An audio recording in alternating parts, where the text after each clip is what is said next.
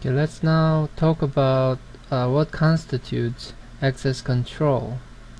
Usually, when access control is in progress, we have two things in action. One is called subject, the other one is called object. Subject is usually what requires or needs access, and there are other names that are the same as subject, which are supplicant, user, or active entity. So any one of these are equivalent to the word subject. Object is what subject considers as a resource. So when subject is seeking access, object is the target of the access request.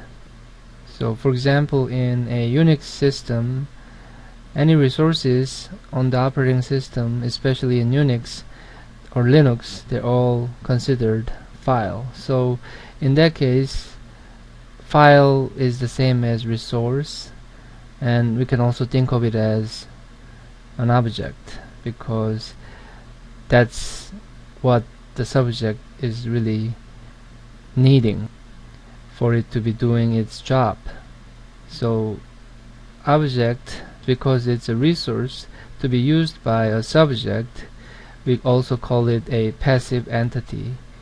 In a diagram here, so once access is given to a subject, either data or information or any sort of services, they're flowing from object to subject, and in this diagram you can actually see that in the direction of the arrow from object to the subject.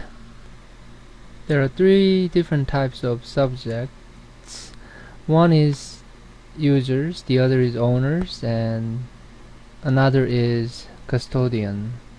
Users are literally the customers of the services provided by the objects. Therefore, in terms of responsibility, there is pretty much none related to the objects.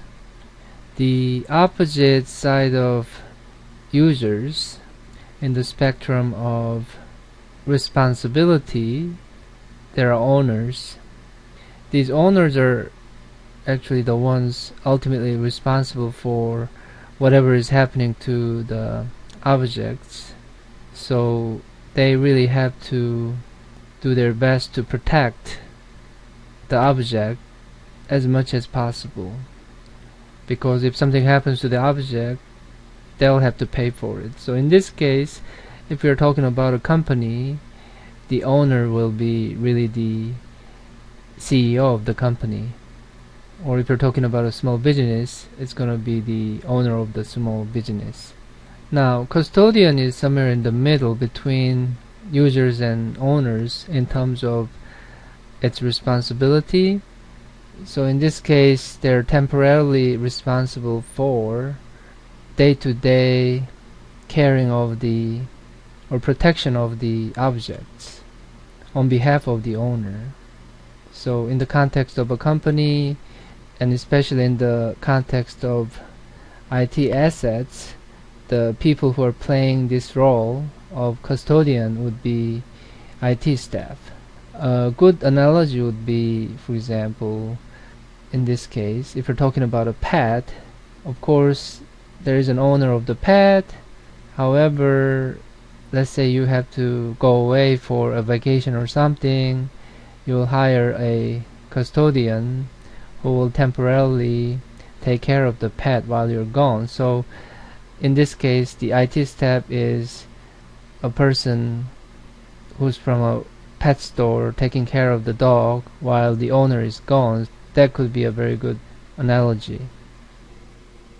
We often don't distinguish permissions, rights, and privileges, but sometimes it's important for us to precisely define what we mean by permissions, rights, and privileges.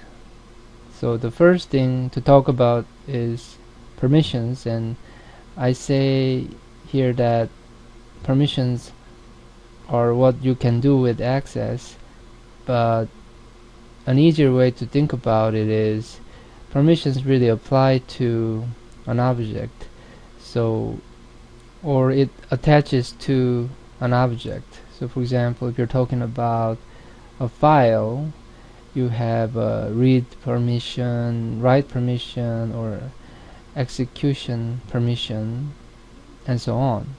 But those permissions, read, write, and execute, they attach to an object. They don't really attach to a subject. On the other hand, writes, they attach to a subject.